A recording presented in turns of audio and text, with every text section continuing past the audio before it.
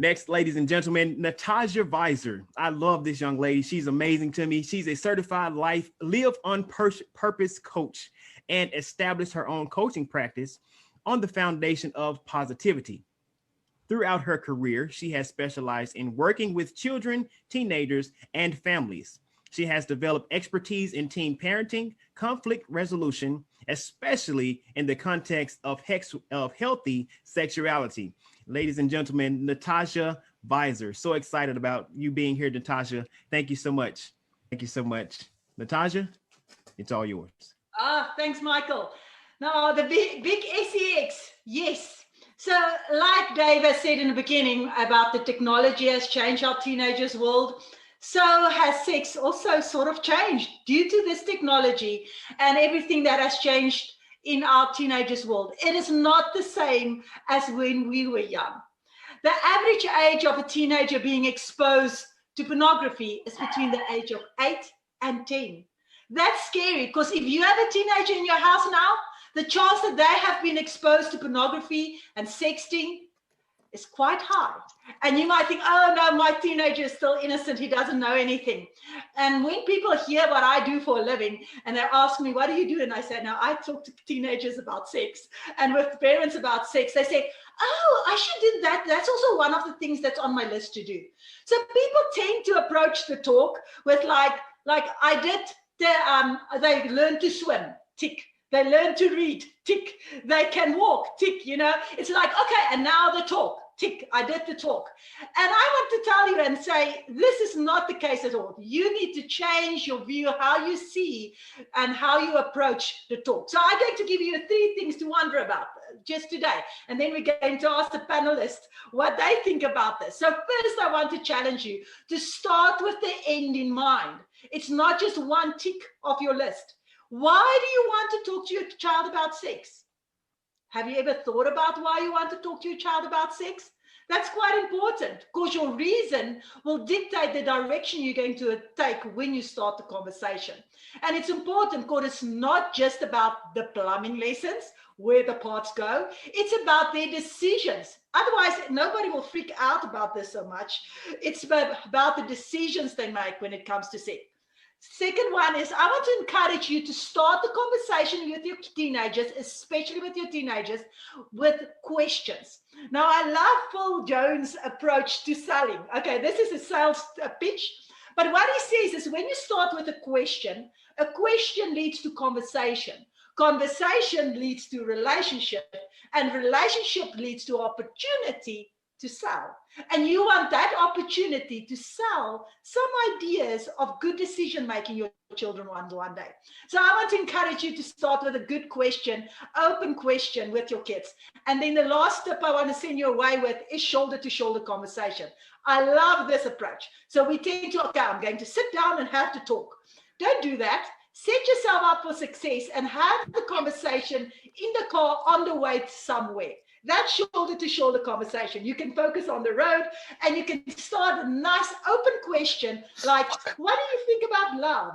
Do you think that is love? Do you think, have you heard the word sex before? What do you think about sex? And then let it go and have a nice conversation. So I was wondering about the panelists. Have your parents talked to you? Have you seen with the teenagers that you work with that the conversation has changed? It's not the same as we were young. Dave, I love your input because I know you worked with teenagers for years. No, I don't talk sex at all.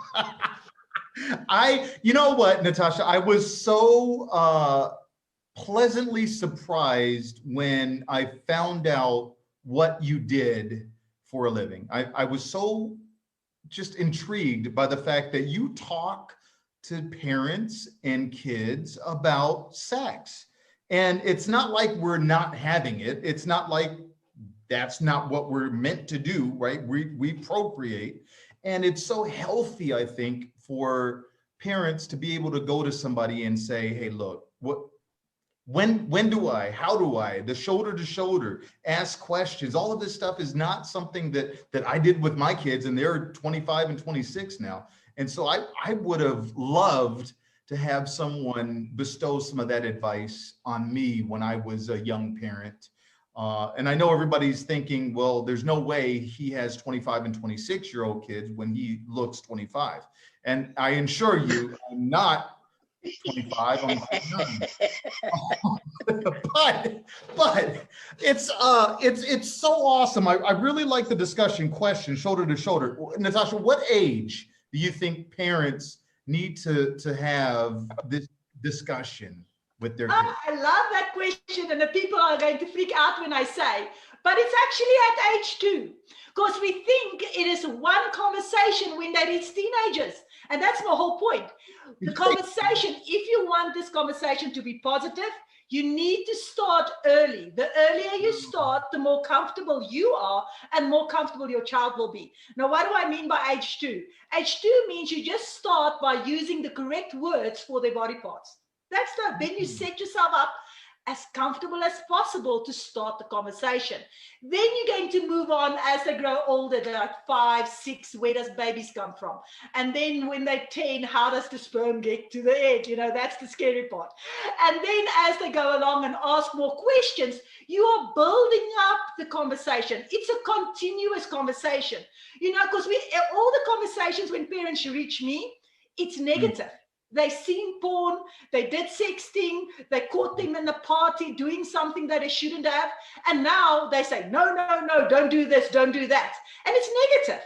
I believe sex is beautiful and our kids have questions. So if we start early, we will be comfortable, and then you are the source of information and the kids come to you and you can give them guidance into making healthy decisions. So maybe that's a long answer to a short question. That's an amazing answer. And so I want to see the antithesis to this. I want to see the opposing argument from Pastor Ralph and Pastor Michael. I'm kidding, Ralph. I know you're not a pastor, but you guys are very religious. And so sex and religion don't really mix that well, right? Well, so actually, you guys talk to me about that. Actually, it's a beautiful thing. I think the way that I didn't discover sex like that, but once I looked at the perspective in a spiritual manner of what sex does, it's a great talk to have. Not only I told my daughter about the I'm just thinking, Natasja, you got me like scratching my head because I have a daughter and I'm like, imagine me trying to talk to her about testicles at the age of 2. And I'm just like, oh my God, she's 25 and I'm not ready to talk to her about another man's part. So what I did, I told her the truth about me and my experiences in sex. And I let her know that I made a lot of mistakes. And I shared that to be open with her and to give her a way to contact me, but also in a spiritual manner. Sex is more than a physical thing. Sex is a spiritual thing. And they have to know the consequences. And when someone goes intimate with someone, not only are they attracting the spirit that they have, but anybody that had intercourse with, they're bringing that into the bed. So if you don't know this guy or this girl, and they could have been, now instead of 2 people in the bed, you looking like whatever's attached to her or him, and then her and him, all these things come attached, and these spirits, they have different identities and they cause trouble. So I let them know about the spiritual ties that deal with sex. And I think that should be, I think it's more scary when you talk about spiritual ties being connected and not knowing people and what they're connected to and what they could be connected to by laying with someone. So it's a tough situation. And the worst thing I would want to see is a guy like me at my door when I was younger. That's very true. I kind of agree. But so since we brought up religion, sex was ordained from the creation through God's instruction to replenish or to plenish the earth. So but there was an informal marriage that took place when Adam told Eve, hey, now you're my flesh and now you're my bone. So now I'll give you a name. I'll give you my last name, Woman, if I may put it like that. So he gave her a name just like men take on the women take on the man's name. So just let me put it in an example like that. However, marriage was ordained for, of course, marriage in biblical times. However, like Ralph said, just like an apple is good for the body. Yes, it has the nutrients, the vitamins, and everything that your body needs. And we even made it a cliche saying that told us an apple a day keeps the doctor away. I'm sure everyone that's listening right now have heard that. However, if you eat too many apples, it makes your tummy hurt. Yes. So too much of a good thing, or not having the right knowledge, like Natasja said, the knowledge of how many apples to eat. Natasja said, the parents, educating the parents on how to have those conversations with the 2-year-old. I'm glad you clarified that, because I was like, Ralph, I think my head was like going in circles like this, and I was about to lose my hair. Ralph, I was about to look like you, brother. But I'm so glad you clarified that. And it boils down to education. So educating yourself on how to have those conversations with your 2-year-old, like she said, instead of giving nicknames, give the proper name for it. And when you get over, indulge in and add to the, increase that conversation little by little, so that when you get to that point to where you have to have the 100% full-fledged conversation, it's both comfortable for you and the child. And education is more receptive when it is comfortable. So yeah, that's my piece. And I think Anush, I'm sure you can give us a little more light on that conversation, brother. Yes, I was looking at Ralph, and I thought he was about to have a stroke as I was watching him. I saw his eyes bulging out. But I remembered a humorous piece that I had heard when a young boy goes to his mother and says, "Mom, can you tell me about the birds and the bees?" And mother, of course, being uncomfortable talking to her son, sends him to the father. And the kid goes to the father and says, "Dad, can you tell me about birds and the bees?" And he says, "Well, birds poop on your head and bees sting you. That's all you need to know for now." Well, that's not really the way to have the talk. As Natasja was saying, it's sometimes it is an uncomfortable conversation because we as parents may not necessarily be ready. And that comes from the way we were brought up, the way we grew up, because I was an only son and came from a very conservative family. So the talk actually never really happened with my parents. It was more my older cousin who I had that conversation with, and he was there for me. He was much older than I was. So sometimes when we are in that situation where we are not comfortable because we never had that talk, we never had that kind of a relationship, it becomes more difficult as parents to have that with our kids. And the bottom line is, as parents, we have to learn to become comfortable with the uncomfortable. You have to expect that it's gonna happen. It's coming. It's like looking down the railroad track and you see the train is coming. You better get ready to deal with that situation. Otherwise, you're gonna have a real problem. And it is a very important thing. And I appreciate Natasja, doing what she's doing, because it's very important to not only talking to teenagers, but also to teaching parents how to deal with those type of scenarios, those who are not really prepared for it. I would like to get Virginia's reaction on this. Thank you. Very much, just like everyone else was saying, it's a very important topic. And proactivity, starting those conversations, if you haven't already started the conversation, you definitely want to jump out there and start those conversations. Because keep in mind, you may not have had the conversation if you haven't started, but there is someone out there that's having that conversation. And you want to make sure that you have the ability to debunk the myths. Like I was listening to a group of kids talk one day, and there was this myth that the only way that they could get an STD was through intercourse. Well, all of us as adults, we know that there's so many other ways that you get STDs. I mean, if you think about like HPV and herpes, just skin to skin contact can spread that disease, that infection. So we want to make sure that we have the opportunity, you have the opportunity. It's your duty to make sure that they're sent out in the world of real life with some real good information to help them make the right decisions for the right reasons, and also think about sexuality is not just about intercourse. Now we have to make sure that our kids feel comfortable and open enough to come and talk to you, about gender identity, and things like that, but positive body, so we want to make sure that they have all the tools that they need and they know that you are a source that they can come to. So set the stage for the open communication. Gather some information to help you share the information you need to share with them. Give them some resources. If you're not comfortable, pair them with a buddy, someone that's trusted. Maybe they have an older sister. Maybe there's a cousin or uncle or aunt that they may be more comfortable talking to, just because they're not mom or dad or, guardian. So give them someone they can go to if you don't feel like they're going to come to you. So just a couple little tidbits, definitely give them the resources, definitely open the door for communication. And also, you might want to call it a guilt trip, but I think it's just that extra piece of trust.